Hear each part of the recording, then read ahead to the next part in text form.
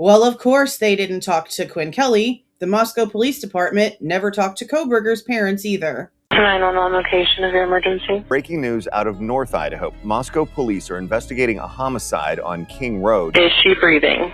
No. So 5'10", all black. Could you see what color his eyebrows were or anything like that? No. I don't remember what his eyes look like either.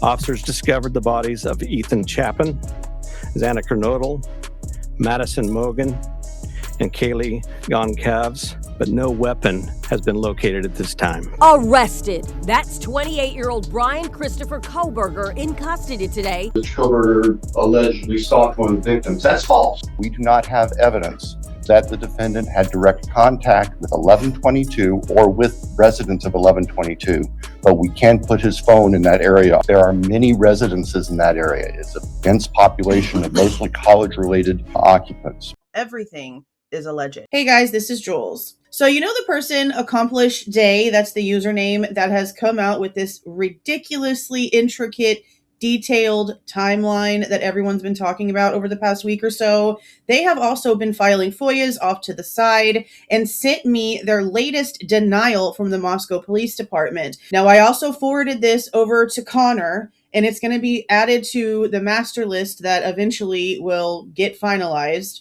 But for right now, I'm sharing this with you guys because this is just something else that makes no sense to me. The request was sent for all public records related to Quinn Kelley in connection with the case. Very detailed, well written, very much, this is exactly what I'm looking for. No questions. It's very, very specific and detailed. They denied all of this.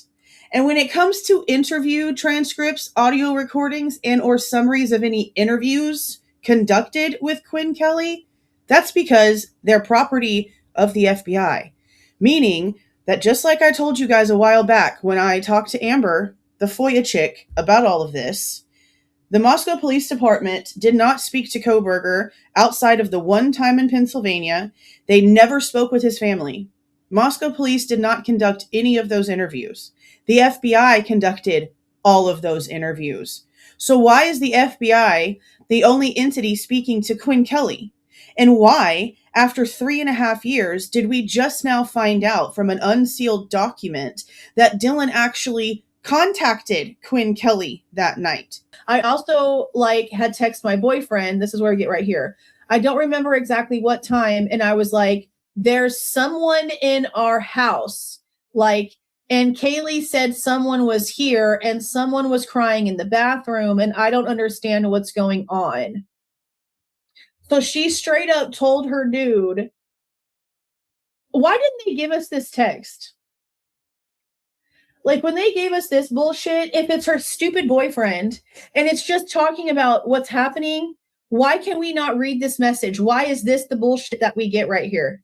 I don't remember exactly what time. And I was like, there's someone in our house. And Kaylee said someone was here and someone was crying in the bathroom. And I don't understand what's going on. And he was like, well, you guys have a party house. Could it just be someone had just been drunk walking through? And there's probably a few people that did know our house code because the girls before us had the same house code that we do now. And we've told our close friends, then stuff gets passed around.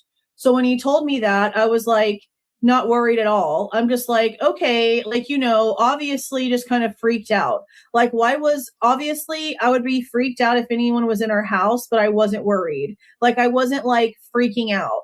Yes, you were. You literally said, I'm freaking out right now.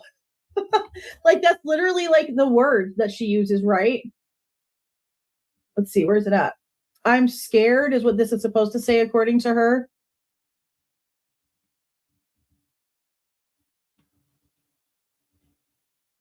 Bethany, I'm not kidding. I am so freaked out. 4:24 in the morning.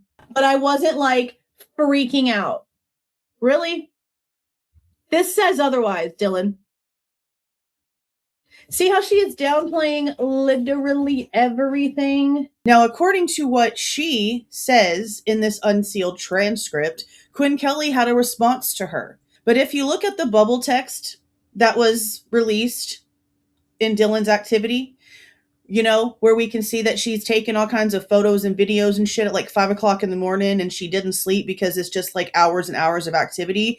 That unsealed conversation document. There is unknown communications, or shall I say communication attempts, while her and Bethany are discussing being so freaked out and not knowing what to do, and Bethany telling Dylan to come down to her room. In that section of time, there's not only outgoing call, but outgoing text messages. But if you look, it doesn't say there's any incoming messages. And the timing of the phone call, it almost seems like it rang and got to the voicemail and then was hung up. Or maybe just a very short voicemail might have been left. But this being a conversation, I'm just not seeing that.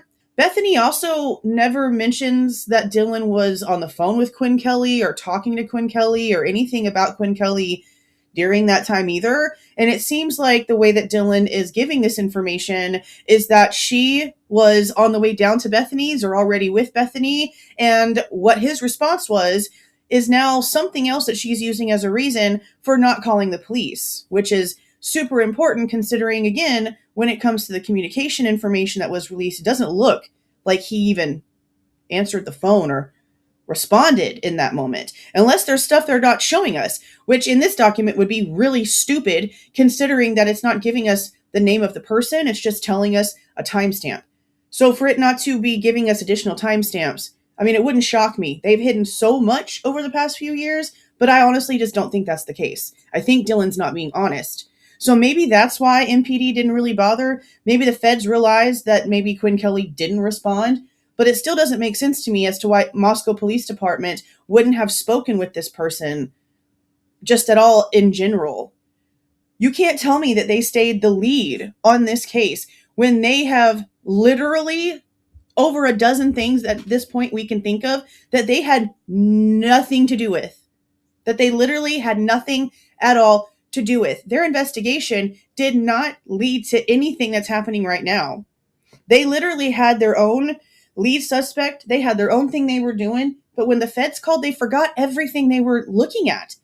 They went full force to a name that was nowhere in any of the tips they had received over the past over a month since the crimes. And they just said, well, the feds know what they're talking about. We must be stupid as shit. Let's just do what they say and shelf everything else we've actually worked on. And that's exactly actually what they did. And that's literally what Payne told us happened. I don't understand this. But I do appreciate this person sharing this information because getting something from Quinn Kelley was definitely on the list since what we just read in the unsealed documentation. But now we can't get this either because the FBI said so. If you like the way that I present this information and give my opinion, please don't forget to leave a like on the way out, subscribe to the channel if you have not subscribed already, and please don't forget to make sure that the notification bell is set to all so you don't miss any of my rants, reviews, reactions, updates, or deep dives. See y'all.